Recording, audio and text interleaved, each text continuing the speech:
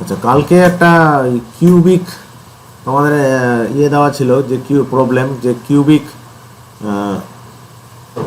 Crystal ফিল্ডের স্প্লিটিংটা কেমন হবে, কেউ বলতে পারবে?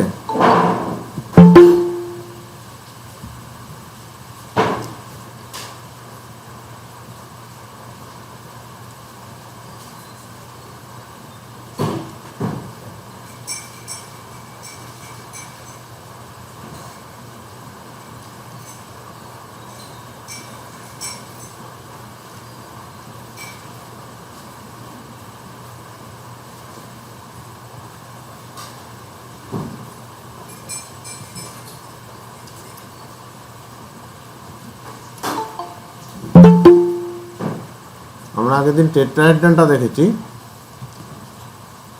অল্টারনেট কিউবের ভার্টিসেসে যদি একটা করে লিগ্যান্ড থাকে, তো কিউবিকের ক্ষেত্রে তো অল্টারনেট করার দরকার নেই, 8টাতেই যদি আমাদের লিগ্যান্ড থাকে, তাহলে আর এই ফেজগুলো দিয়ে আমার ইয়েটা বেরোচ্ছে, জেড অ্যাক্সিস, এখান দিয়ে অ্যাক্সিসগুলো বেরোচ্ছে, তাহলে ঠিক আমার ঠিক টেট্রাহেড্রালের মতনই হবে, কারণ দে আর স্টিল, এই যে যদি আমার জেড স্কোয়ারটা হয়, this is again half the diagonal apart, তাহলে এটা হলো যদি a√2/2, আর যদি আমার ওই অরবিটালগুলো হয়, ধরো, তাহলে এটা কি হবে, এটা হলো ZXY, sorry, D not XY, it will be XZ, আর এটা হলো DZ², তাহলে এগুলো আবার সেই a/2 দূরে, তাহলে T2 সেট ইজ নিয়ারার, T2 সেটটা অনেক কাছে, সেই জন্য এরা হায়ার এনার্জিতে হবে, আর নিচে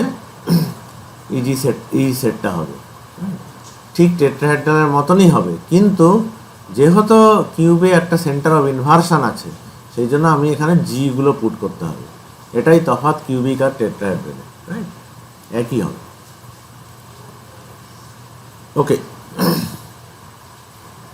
আজকের টপিক আমাদের হলো electronic configuration of transition metal ions and their magnetic properties, right.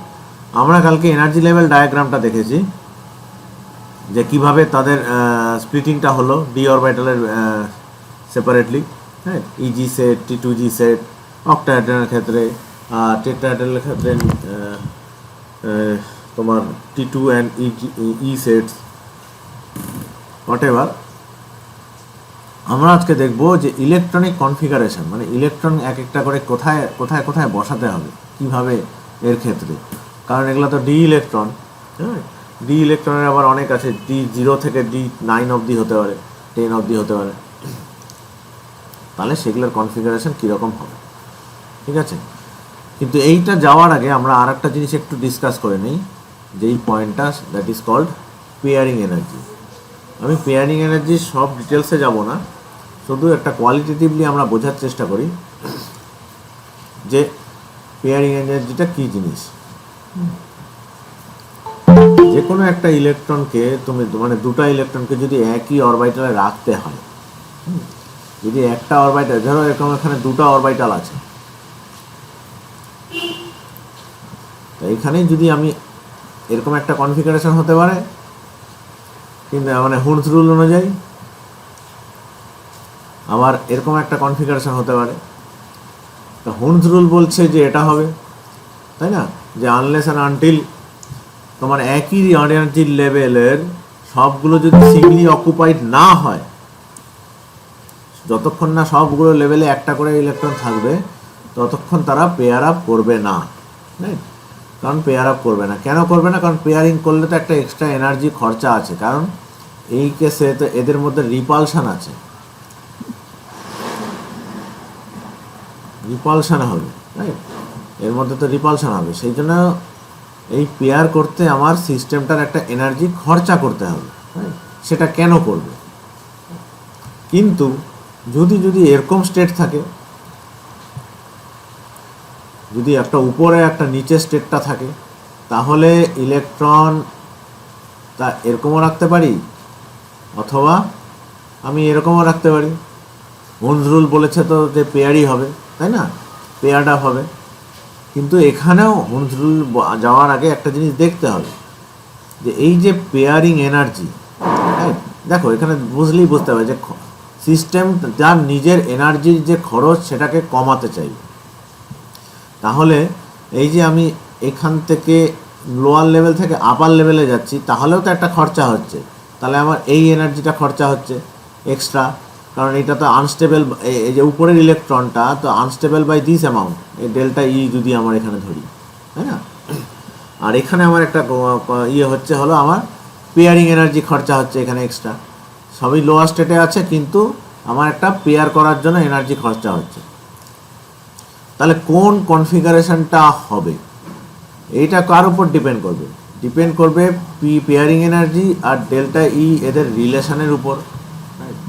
যদি পেয়ারিং এনার্জি গ্রেটার দেন, মানে দুটো কন্ডিশন হতে পারে, একটা pairing energy greater than delta ই, তাহলে সিস্টেমটা পেয়ার করতে গেলে তোর বেশি খরচা হবে, এনার্জি এক্সপেন্টেশনটা বেশি হবে দেন উপরের স্টেটে যেতে চাইলে। উপরের স্টেটে যেতে চাইলে তো কম হবে, তাই না, যার কারণ pairing energy is greater than delta ই। এর ক্ষেত্রে কি হবে? আনপেয়ার্ড থাকবে, আনপেয়ার্ড থাকবে।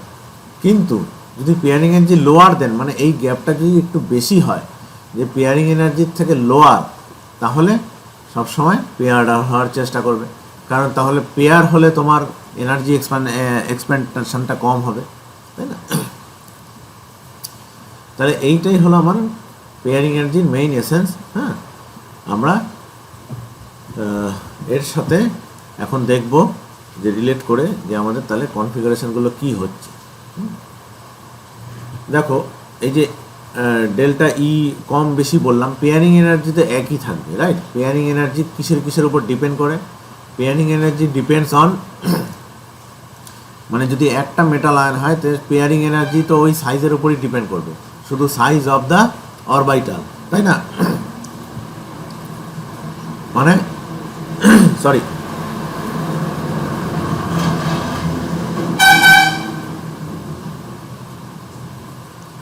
তাহলে পেয়ারিং এনার্জি ডিপেন্ড করবে size of the orbital. Size of the orbital মানে ধরো এই দুজন লোককে যদি তুমি একটা ঘরে ঢুকিয়ে দাও, মানে যত ছোট ঘর হবে তাদের মধ্যে রিপালশন হওয়ার চান্সেসটা তো বেশি। যদি বড় ঘর হয় তাহলে তার রিপালশন হওয়ার চান্সেসটা কম। সেই জন্য 3Dর পেয়ারিং এনার্জি অনেক higher then 4D then 5D, right. কারণ 3D smaller the orbital size, যত ছোট সাইজ হবে তার পেয়ারিং এনার্জি বেশি হবে, কারণ ইলেকট্রনের সাইজ তো একই, সে 3Dতে থাকুক কি 4Dতে থাকুক, তাই না, তাদের চার্জও এক। যে কোনো দুটো ইলেকট্রন যদি 3Dতে থাকে তারা অনেক কাছাকাছি থাকবে, তাদের মধ্যে রিপালশন হওয়ার চান্সেস অনেক বেশি rather than 4D or 5D, right. সেই জন্য pairing energy increases in this order, 3D higher then 4D then 5D। তাহলে পেয়ারিং এনার্জি আমার যদি একই মেটাল আয়ন নেই তাহলে সেটা কিন্তু কনস্ট্যান্টই থাকবে, যদি সেই 3Dতেই থাকে, রাইট। তাহলে সেটা নিয়ে আমার ভাবতে পারবো না এখানে। যখন আমরা একটা কনফিগারেশন, আমাকে যদি বলে কেউ D1 সিস্টেম, রাইট, যেন একটা ডি ইলেকট্রন আছে, তাহলে পেয়ারিং এনার্জি রিমেইনিং কনস্ট্যান্ট কিসের উপর ডিপেন্ড করবে? এই যে স্ট্রং ফিল্ড না উইক ফিল্ড, মানে ডেল্টা ইটা। ডেল্টা ই মানে আমাদের হলো এখানে এই কেসে আমরা যেভাবে ছবিটা এঁকেছি এটা কি ডেল্টা অক, ডেল্টা অকটা। যদি উইক ফিল্ড হয় মানে ওই স্পেকট্রোকেমিক্যাল সিরিজে যদি বাঁ দিকের লিগ্যান্ডগুলো থাকে, অথবা মেটাল আয়নের চার্জ কম থাকলো, অনেক কিছু আমরা যে কালকে 4খানা পয়েন্ট দেখলাম, রাইট, কিসের উপর ম্যাগনিটিউড অফ ডেল্টা ডিপেন্ড করে, তাহলে দেখব যে আমাদের দুরকম কেস হতে পারে, একটা উইক ফিল্ড একটা স্ট্রং ফিল্ড। তা D1-এর যদি কেস, তাহলে আমাদের আর কোনো চিন্তাই নেই, মানে এখানে তো আর কোনো অপশানই নেই, রাইট? পেয়ারিং তো হওয়ার অপশানই নেই, তাহলে এখানে সবসময় কনফিগারেশনটা এরকমই থাকবে, রাইট? উপরে আর যাবেই না। D2-র যদি কেস হয়, then also we do not have any option. কেন? কারণ হোনস রুল অনুযায়ী সে তো পাশেরটাতেই যাবে, মানে পাশেরটায় তো একই লেভেলে তো তিনখানা আছে, একই লেভেলে যদি তিনখানা থাকে তখন তো আর পেয়ারিং এনার্জির জন্য এক্সট্রা খরচা হওয়ার বিষয়টা করবেই না। কেন করতে যাবে? কারণ পাশেরটায় গেলে তো কোনো এক্সট্রা এনার্জি যাচ্ছে না, তাই না? সেই জন্য সে জাস্ট পাশেরটা অকুপাই করবে রাদার দেন গোয়িং আপ। তো স্ট্রং ফিল্ড হোক কি উইক ফিল্ড হোক, হ্যাঁ, যেখানেই হোক না কেন, তোমার D1 অ্যান্ড D2 কোনো চেঞ্জ নেই। Same is the case with D3, right? D3-রও তাই, তিনখানা শুধু T2G লেভেলেই থাকবে। এগুলো তো T2G লেভেল, T2G, আর এটা হলো EG লেভেল, ঠিক আছে?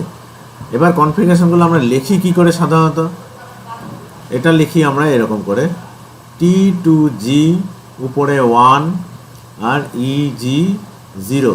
EG 0টা লেখি না সাধারণত, কারণ এটা আন্ডারস্টুড শুধু T2G 1। এটা তাহলে কি হবে? T2G 2 EG 0, এটাও T2G 3 EG 0, রাইট? আমরা এইভাবে কনফিগারেশনগুলো লিখব ইন বোথ কেসেস, মানে আমার স্ট্রং ফিল্ডের ক্ষেত্রেও এটা হবে, উইক ফিল্ডের ক্ষেত্রেও এটা হবে। স্ট্রং ফিল্ডের ক্ষেত্রেও এটা, উইক ফিল্ডের ক্ষেত্রেও এটা, স্ট্রং ফিল্ডের ক্ষেত্রেও এটা, উইক ফিল্ডের ক্ষেত্রেও এটা, রাইট? তাহলে D1, D2, D3 same configuration, that is T2G 1 EG 0। কার জন্য? বোথ, স্ট্রং ফিল্ডের জন্য তাই, উইক ফিল্ডের জন্যও একই, রাইট? কিন্তু যদি D4 হয়, D4 হলে কিন্তু আমার তখন অপশান আইলো, right? It can pair up, কারণ 4টা ইলেকট্রন তো। এবার 4th ইলেকট্রনটা এখানেও পেয়ার করতে পারে অথবা উপরে যেতে পারে, তখন আমার ডিপেন্ড করবে এই কন্ডিশনটার উপর, রাইট? যদি pairing energy greater than less than delta হয়, মানে ডেল্টাটা অনেক বড় হয়, রাইট? তার মানে আমার যদি উপরে যেতে চায়, আনপেয়ার থাকতে চায়, তাহলে মোর এনার্জি আমার সিস্টেমের খরচা করতে হবে দেন পেয়ারিং আপ, সেই জন্য ও পেয়ারিং আপ করবে। বাট যদি ওটা কম হয়, পেয়ারিং এনার্জি যদি বেশি হয় ডেল্টার থেকে, তাহলেও আনপেয়ার থেকে যাবে। তাহলে দুইখানে তো এবার আমার ইলেকট্রনিক কনফিগারেশনও আলাদা হবে। সরি, এখানে ডি হবে না, এটা ডেল্টা হবে, রাইট? এই যে এটা ডি না, এটা ডেল্টা হবে।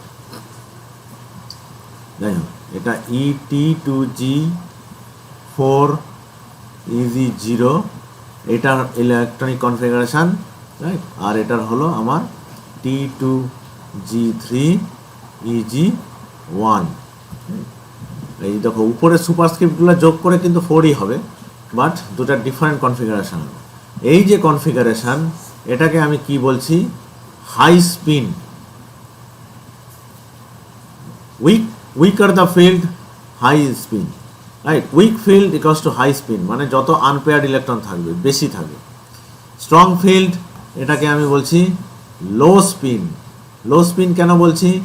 দেখো, এখানে জাস্ট দুটো আনপেয়ার্ড ইলেকট্রন আছে, তাহলে টোটাল স্পিন যদি তুমি যোগ করো, এই কথাটা কোনো আসছে, এক একটার জন্য স্পিন হাফ, সরি, মানে ধরে নিচ্ছি আমি উপরে অ্যারোটাকে আমি স্পিন হাফ বলছি, নিচের অ্যারোটাকে স্পিন -হাফ বলছি। তাহলে এখানে কি আছে? স্পিন, তাই না? এখানে তাহলে -half +half cancel out each other হয়ে গেল। এখানে +হাফ আছে, এখানে +হাফ আছে, তাহলে টোটাল স্পিন কত হলো? Total spin +half equals to +1। হ্যাঁ, এই ক্ষেত্রে স্পিনটা কোটা হবে? টোটাল স্পিন ইকুয়ালস টু, দেখো, +হাফ +হাফ, তাহলে +2, রাইট? সবগুলো তো +হাফ করে,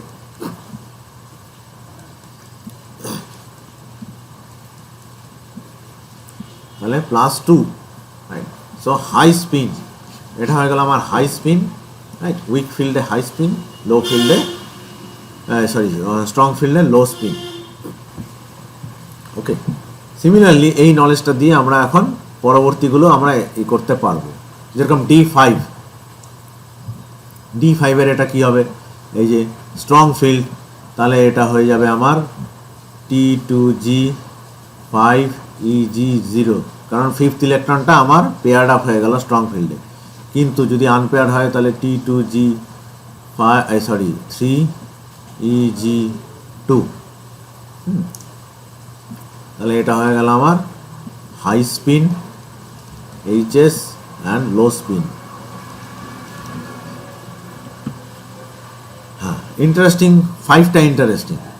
দেখো এখানে কিন্তু এই যে আনপেয়ার্ড ইলেকট্রন নাম্বারটাও এখানে লেখা আছে 1, 5, এটা আমার হাইয়েস্ট পসিবল আনপেয়ার্ড ইলেকট্রন, এই যে নাম্বার 5 আনপেয়ার্ড ইলেকট্রন। কারণ আর দেখবো আমরা কোনোটাতে কনফিগারেশনে এই আনপেয়ার্ড ইলেকট্রন থাকবে না। তাহলে যদি একটা প্রশ্ন আসে যে কোন কনফিগারেশনে হাইয়েস্ট আনপেয়ার্ড ইলেকট্রন হবে, তাহলে কি বলতে হবে, D5 high spin. D5 high spin has the highest number of unpaired electron, আচ্ছা 5খানা। দেখো D6 যে এখানে হয়ে গেল, তখন 6th ইলেকট্রনটা পুরোটা পেয়ার্ড হয়ে যাবে। যদি স্ট্রং ফিল্ড থাকে তাহলে এটার কনফিগারেশন হয়ে যাবে T2G6EG0, রাইট, 0 আনপেয়ার্ড ইলেকট্রন, হ্যাঁ, কোনো আনপেয়ার্ড ইলেকট্রন নেই এখানে। কিন্তু যদি লো ফিল্ড থাকে তাহলে 6th ইলেকট্রনটা তো আর কোনো অপশান নেই, পেয়ার্ড তো হতেই হবে, তাই না, পেয়ার্ড হতেই হবে। তাহলে কোথায় যাবে সে, যে লোয়ার যে এনার্জি লেভেলটা আছে সেখানেই যাবে। তাহলে এখানে পেয়ার্ড আপ হয়ে গেল। এই একটা পেয়ার্ড আপ হওয়াতে আমার 4খানা আনপেয়ার্ড, একটা পেয়ার কমে গেল, 4খানা আনপেয়ার্ড ইলেকট্রন হয়ে গেল। তাহলে এটার কনফিগারেশন হলো T2G1, 2, 3, 4, 4টা ইলেকট্রন আছে এখন T2Gতে, EGতে 2টা চলে গেল। D7 এর এখন স্ট্রং ফিল্ডটা দেখো, 7th ইলেকট্রনটা আর নিচে থাকার কোনো জায়গাই নেই, কারণ 2টা করে অকুপাইড হয়ে গেছে। ও বাধ্য হয়ে এখন উপরে যাবেই যাবে, হ্যাঁ, যতই হাই হোক না কেন ওকে তো উপরে যেতেই হবে। তাহলে ও উপরে চলে গেল। তাহলে এইটা হয়ে গেল আমার হাই স্পিন। এখানেও আমি হাই স্পিনই বলবো, সরি আমি ভুল করলাম, এখানে আমরা লো স্পিনই বলবো, স্টিল লো স্পিন। তাহলে আমি এটাকে কি বলবো, কনফিগারেশনটা কি হলো, T2G6EG1। আর এখানে লো ফিল্ডের ক্ষেত্রে 7th ইলেকট্রনটা কোথায় আসলো, নিচের লেভেলেই গেল, পেয়ার্ড আপ হলো। হ্যাঁ, তাহলে এটা এখনও হাই স্পিনই আছে, এটা কম্পেয়ার টু দিস ওয়ান। দেখো এখানে একটা আনপেয়ার্ড ইলেকট্রন, এখানে 3খানা আনপেয়ার্ড ইলেকট্রন, 1, 2, 3, 2টা পেয়ার আপ হয়েছে। তাহলে এটার কনফিগারেশনটা হয়ে গেল T2G5EG2, ডিফারেন্স হলো। তাহলে আমরা কি দেখলাম, 1, 2, 3, D1, D2, D3 আমরা যদি দেখি কোনো চেঞ্জ নেই, be it high spin or strong field or weak field, একই, কোনো তফাৎ নেই। D4-এ আমাদের প্রথম চেঞ্জটা হলো। সিমিলারলি আমরা D5-এও দেখলাম, আর D6-এও দেখলাম, D7-এও দেখলাম। তাহলে D4, D5, D6, D7 এই যে 4টা কনফিগারেশান, এদের কিন্তু স্ট্রং ফিল্ড আর উইক ফিল্ডে ডিফারেন্স হবে হাই স্পিন লো স্পিন কেসে। D8-এর থেকে আবার সেই একই ব্যাপার, কারণ 8th ইলেকট্রনটা যখন আসবে, উইক ফিল্ড হলে উপরে যাবে, স্ট্রং ফিল্ড হলে উপরে যাবে। মানে এই যে 7-এর সাথে কম্পেয়ার যদি করো, 7th ইলেকট্রন এটা ফাঁকা ছিল, এখানে আসলো 8th ইলেকট্রনটা, আর স্ট্রং ফিল্ডের উইক ফিল্ডের ক্ষেত্রে ঠিক এইখানে চলে আসলো। হয়ে কি হলো, আলটিমেটলি একই দাঁড়ালো। In both cases it is T2G6EG2, right. তাহলে এইখানেও আবার সেই একই হয়ে গেল, হাই স্পিন আর লো স্পিন বলে কিছু থাকলো না। হ্যাঁ, তোমার স্ট্রং ফিল্ড হোক আর উইক ফিল্ড হোক, একই স্পিনের ইয়ে হলো। বোথ কেসেস 2 আনপেয়ার্ড ইলেকট্রনস থাকবে। সিমিলারলি D9-এও তাই, there is no other choice, এখানেও তাই, শুধু কনফিগারেশনটা লিখে দিই, T2G6EG3, রাইট, উপরে হতেই পারে তোমার কম বেশি বিভিন্ন লিগ্যান্ডের উপর ডিপেন্ড করে, but the configuration will remain same. আর D10 এখানে আবার তো সবই জিরো, রাইট, এটা তো আমরা জানি। এটা তাহলে একই কনফিগারেশন T2G6 EG4। ওকে, তাহলে এই হলো আমার ডি ইলেকট্রন, মানে placing of D electrons in D orbitals. কীভাবে আমরা একটা করবো, তা কিসের উপর ডিপেন্ড করবে? ডিপেন্ড করতে হবে আমার ডেল্টাটার উপর। ডেল্টা যদি কম হয় দেন পেয়ারিং এনার্জি, তাহলে আমরা এইভাবে করবো, বলেই দেবো। মানে উইক ফিল্ড হলে আমার এরকম লিগ্যান্ড হবে, কনফিগারেশন, আর স্ট্রং ফিল্ড হলে আর এক রকম কনফিগারেশন। স্ট্রং ফিল্ড হলে বলবো লো স্পিন, উইক ফিল্ড হলে বলবো হাই স্পিন। ওকে, নাও আমরা এটার একটা ছোট্ট এক্সাম্পল, মানে ঠিকঠাক এক্সাম্পল নিয়ে দেখি। দেখো এই যে আয়রন হেক্সা অ্যাকুও 3+, তার মানে এখানে কি হচ্ছে 3+। আয়রন যদি 3+ হয়, এমনি আয়রনের কি ছিল? এমনি আয়রনের ছিল তোমার 3D6 4S2। যখনই 3+ হয়ে গেল, 3টা ইলেকট্রন, মানে 2টা ইলেকট্রন এখান থেকে গেল, একটা ইলেকট্রন এখান থেকে চলে গেল, তাহলে আয়রন 3+ কী হবে? 3D5 4S0। হ্যাঁ, তার মানে এটা 5D ইলেকট্রনস আছে, 5 আনপেয়ার্ড ইলেকট্রন। এইবার গ্যাসিয়াস স্টেট কেন দেখাচ্ছে? মানে যদি আইসোলেটেড মানে Fe3+ শুধু তৈরি থাকে, যেরকম আমাদের ক্রিস্টাল ফিল্ডটা আগের দিন দেখলাম। এবার জলের মধ্যে যদি থাকে তখন তো এটা হাইড্রেটেড হয়ে থাকবে, কারণ ওয়াটার ইটসেলফ নিজেই একটা লিগান, but water is a week field লিগান। তাহলে হাই স্পিন কমপ্লেক্স এরকম তৈরি হলো, 5টা আনপেয়ার্ড ইলেকট্রন, 5 আনপেয়ার্ড ইলেকট্রন আছে। ঠিক এখানেই যদি তুমি ধরো পটাশিয়াম সায়ানাইড দিয়ে দিলে ওই সলিউশনটায়, তখন সায়ানাইড তো ভেরি স্ট্রং লিগান্ড, যদি মনে থাকে ক্রেক্টোস কেমিক্যাল সিরিজের একদম ডান দিকে, তাহলে কি হবে? সাথে সাথে ও রিয়াক্ট করবে, আয়রন 3+টা জলগুলোকে সরিয়ে দেবে, সায়ানাইড জলগুলোকে সরিয়ে দিয়ে নিজে চলে আসবে, এই যে, তাহলে আয়রন হেক্সাসায়ানো, হ্যাঁ, ফেরেট, ঠিক আছে, আয়রন হেক্সাসায়ানো ফেরেট হয়ে গেল। হেক্সাসায়ানোফেরেট আয়ন তৈরিতে কি হলো? এটাও কিন্তু octahedral, this is also octahedral, this is also octahedral. কেন? এই যে 6টা করে আছে। এইখানে আমার কি হয়ে গেল? ডেল্টাটা অনেক বেশি হয়ে গেল, তাহলে ও পেয়ারটা হয়ে গেল। এখানে শুধু 1 আনপেয়ার্ড ইলেকট্রন আছে। এই 1 আনপেয়ার্ড ইলেকট্রন হওয়াতে কি অসুবিধাটা হবে, কিংবা সুবিধা, মানে যাই হোক, অসুবিধা বলবো না, মানে 5টা ছিল, একটা হয়ে গেল। তা প্রপার্টির চেঞ্জটা কী হবে? প্রপার্টির যে মেইন চেঞ্জটা হবে সেটা হলো আমার ম্যাগনেটিক বিহেভিয়ার, রাইট, এবং তার স্টেবিলাইজেশনটা। ম্যাগনেটিক বিহেভিয়ার আসার আগে আমরা স্টেবিলাইজেশনটা দেখে নিই, যেটাকে বলছি আমার CFSE,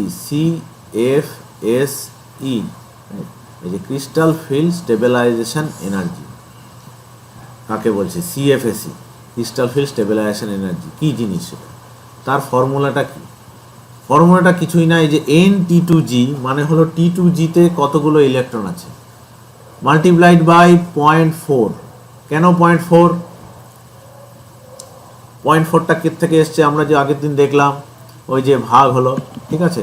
তাহলে এই যে এইটা আমার এইটুকটা আমার কত? 0.4 মাইনাস 0.4 ডেল্টা অক্ট, হ্যাঁ, আর এটা হলো আমার আগের দিন দেখেছি যে প্লাস 0.6 ডেল্টা OCT, রাইট, এইটা।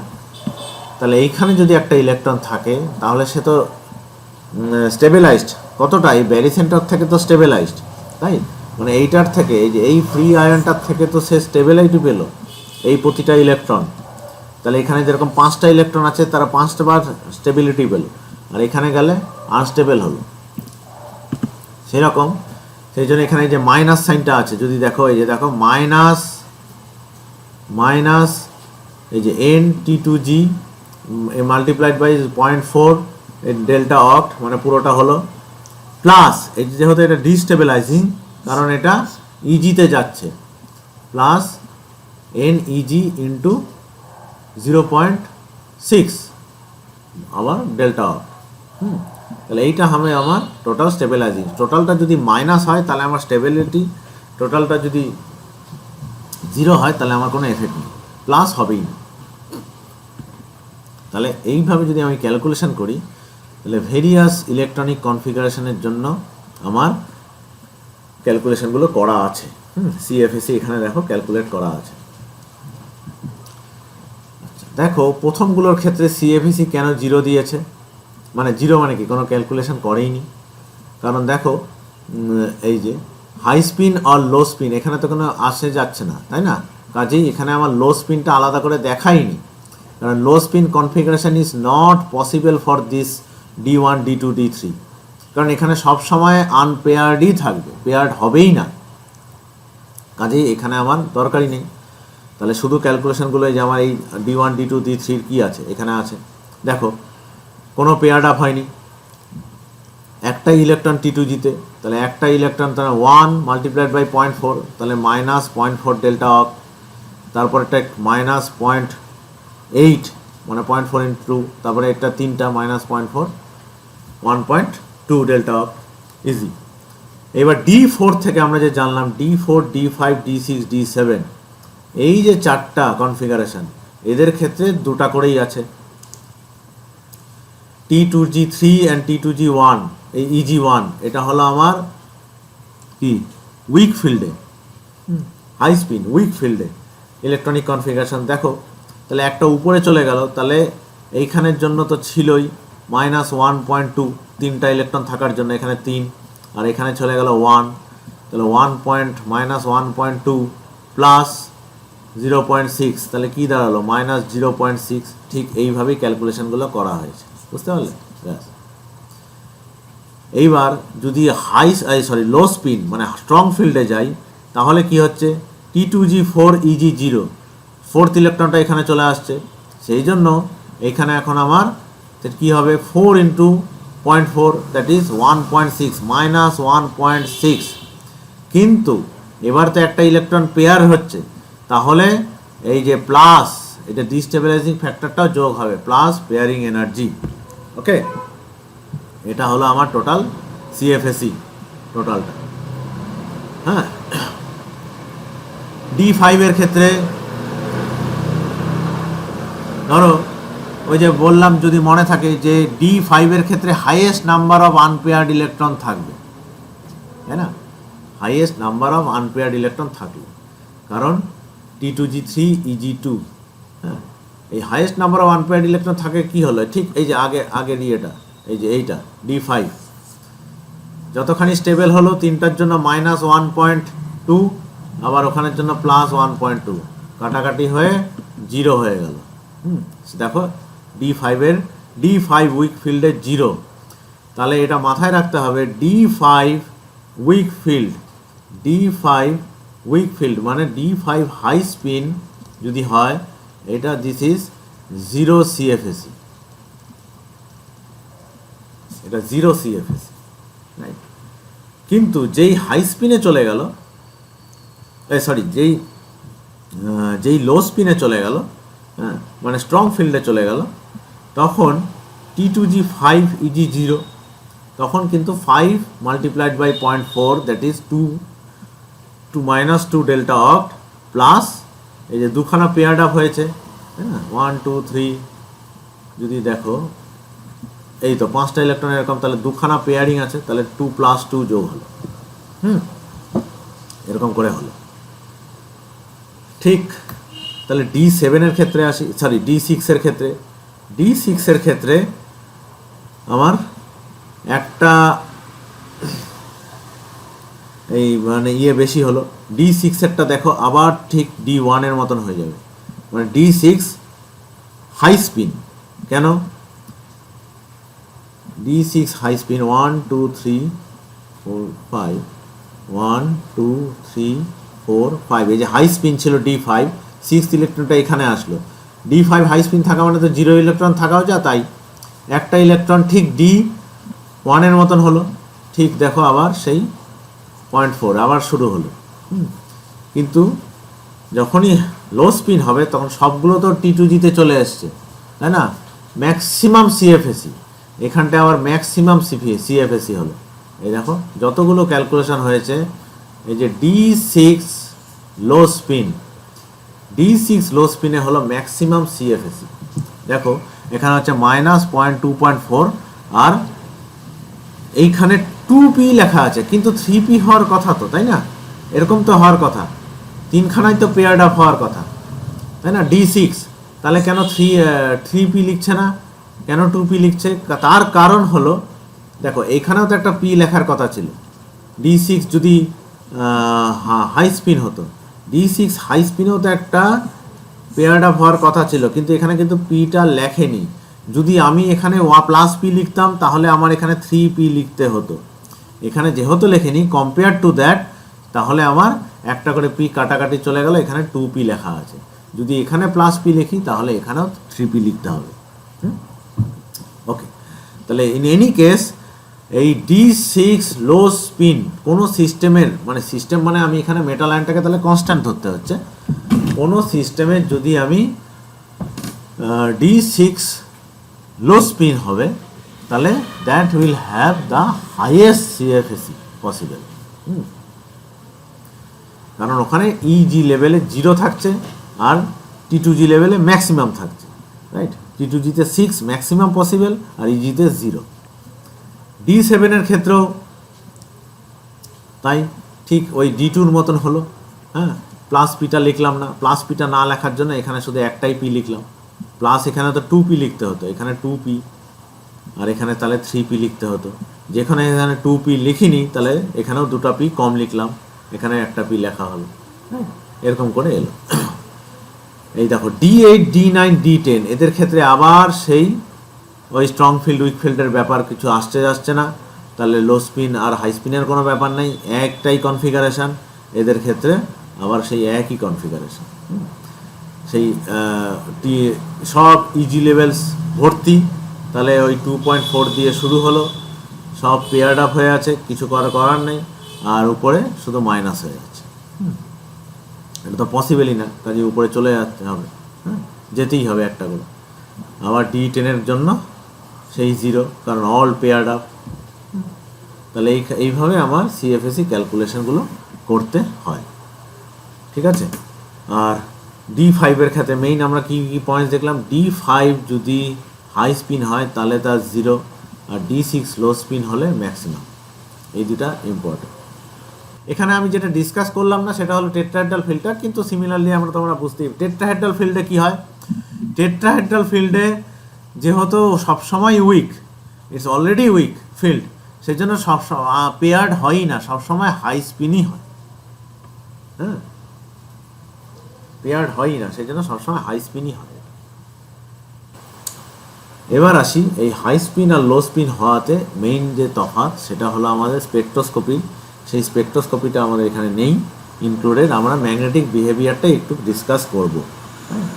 ম্যাগনেটিক প্রপার্টিস কী কী আছে, ম্যাগনেটিক প্রপার্টি বলবো না আমরা, শুধু মেইনলি আমাদের ডায়াম্যাগনেটিক হবে না প্যারাম্যাগনেটিক হবে, এবং হলে তার ভ্যালুটা কী হবে সেটাই ডিসকাস করব। এই ডায়াম্যাগনেটিক কমপ্লেক্সেস কাদের বলছে, যাদের ক্ষেত্রে নো আনপেয়ার্ড ইলেকট্রন, এই যে very small repulsive interaction with external magnetic field, no unpaired electron, কাজের ক্ষেত্রে যখন কোনো আনপেয়ার্ড ইলেকট্রন থাকবে না তাদের আমরা বলবো ডায়াম্যাগনেটিক।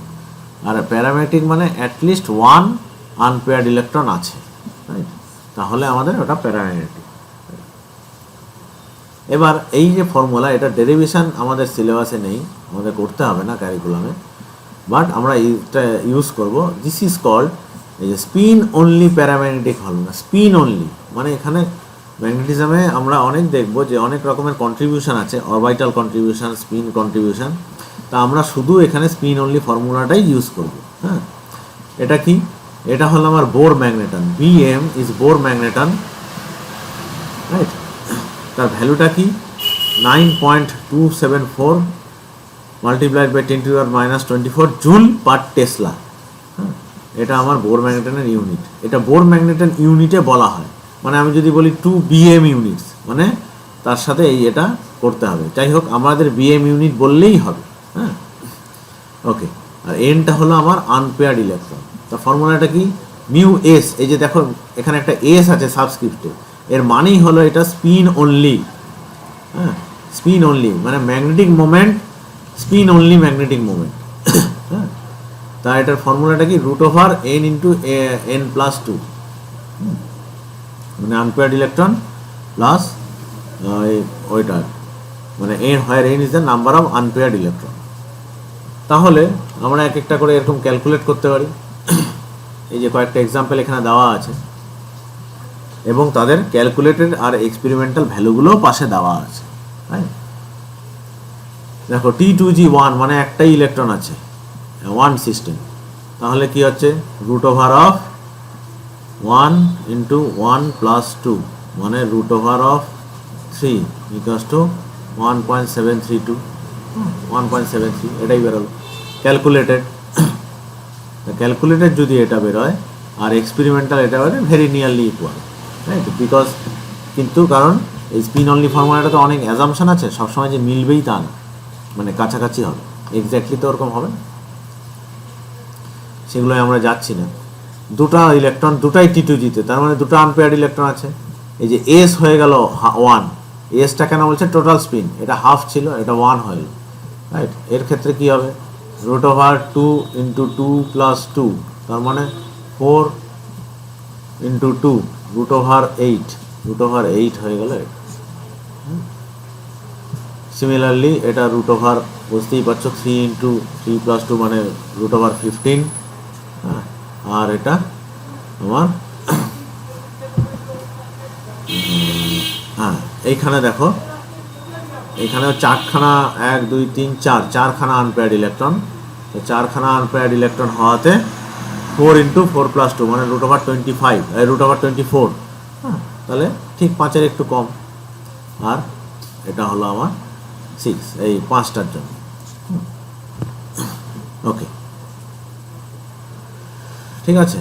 তাহলে এইরকম করে আমি ক্যালকুলেশনগুলো করতে পারি।